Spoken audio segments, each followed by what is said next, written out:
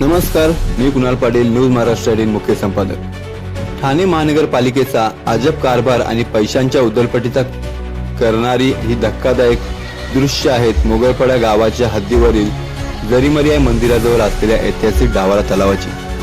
वरवर पाहता या तलावात कोट्यवधी रुपयांचे खर्च करून कानावर नाचणारे रंगबिरंगी कारंजे म्हणजेच म्युझिकल फाउंटेन आणि लाइटिंग लावून मोठी शोबाजी करण्यात आली आहे।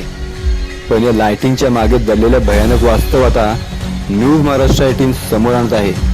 या ऐतिहासिक तलावात गेल्या 10 ते 15 वर्षापासून कालाकुट गाळ साचला असून पाणी पूर्णपणे सडून काले झाले आहे। अत्यंत संतापजनक बाब म्हणजे जेव्हा या सडलेल्या आणि अत्यंत दूषित पाण्यातून ते म्युझिकल कारंजे हवेत उडवले जाते तेव्हा त्या दुर्गंधीयुक्त पाण्याचे तुषार हवेत पसरत आहेत।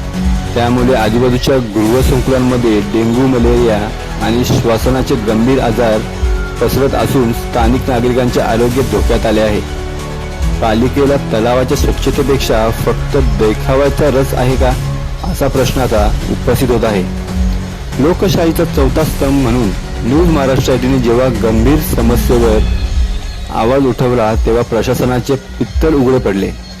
आमच्या अधिकृत अर्जावर ठाण्याचे जिल्हाधिकारी कार्यालय, माजिवडा मानपाडा प्रभाग समितीचे सहाय्यक आयुक्त आणि प्रभागातील 2 नगरसेवक व 2 नगरसेवकांचे अधिकृत शिक्के आणि स्वारक्ष मिळून आज 10 दिवस उलटले आहेत। तरी या सुस्त पालिकेला तलावातील गाळ काढायला वेळ मिळाला नाही।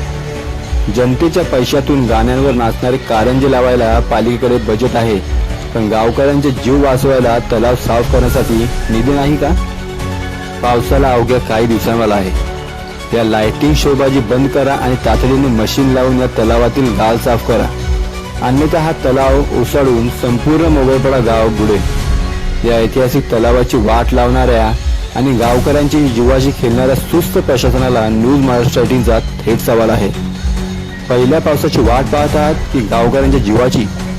आम्ही या ऐतिहासिक तलावाचा आणि नागरिकांच्या आरोग्याचा पाठपुरावा सोडणार नाही। न्यूज महाराष्ट्र